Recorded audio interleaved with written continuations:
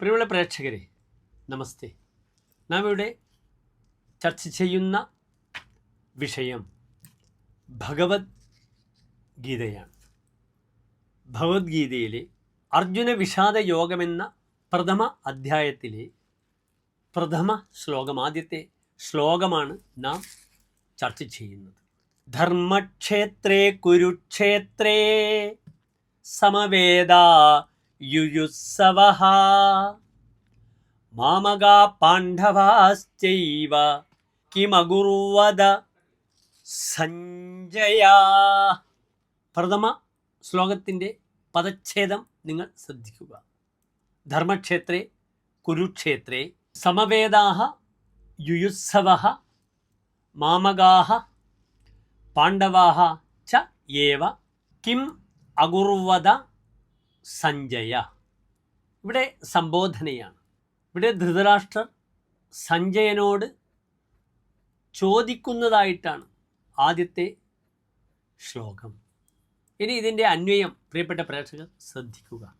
ഹേ സഞ്ജയ, ധർമ്മക്ഷേത്രേ കുരുക്ഷേത്രേ യുയുത്സവഃ സമവേദാഃ മാമകാഃ പാണ്ഡവാഃ ച ഏവ കിം അകുർവത. ഇനി ഇതിൻ്റെ സാരം. ഗീതയിലെ പ്രഥമ ശ്ലോകത്തിൽ മാത്രമേ ധൃതരാഷ്ട്രരുടെ ആഗമനമുള്ളൂ.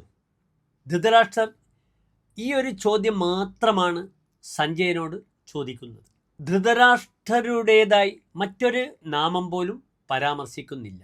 ഇവിടെ ധൃതരാഷ്ട്രർ യുദ്ധത്തിൻ്റെ അവസ്ഥ എപ്രകാരമാണെന്ന് സഞ്ജയനോട് ചോദിച്ച് മനസ്സിലാക്കുകയാണ്. ഇപ്രകാരമാണ് ഇതിൻ്റെ സാരം. അല്ലയോ സഞ്ജയ, ഈ ധർമ്മക്ഷേത്രമാകുന്ന കുരുക്ഷേത്രത്തിൽ യുദ്ധോത്സുകരായി എത്തിച്ചേർന്നിട്ടുള്ള മാമകാഹ, എൻ്റെ ആളുകളും അവരുമായി യുദ്ധം ചെയ്യാനായി എത്തിച്ചേർന്ന പാണ്ഡവരും പാണ്ഡുപുത്രരും സൈന്യങ്ങളും എന്തൊക്കെയാണ് ചെയ്തത്, അല്ലെങ്കിൽ എന്താണ് ചെയ്യുന്നത് എന്നാണ് ഈ ശ്ലോകത്തിൻ്റെ അർത്ഥം. ഇവിടെ യഥാർത്ഥത്തിൽ യുദ്ധോത്സുകരായി എത്തിയിട്ടുള്ള കൗരവരും പാണ്ഡവരും എല്ലാം തന്നെ തൻ്റെ ആൾക്കാരാണ്.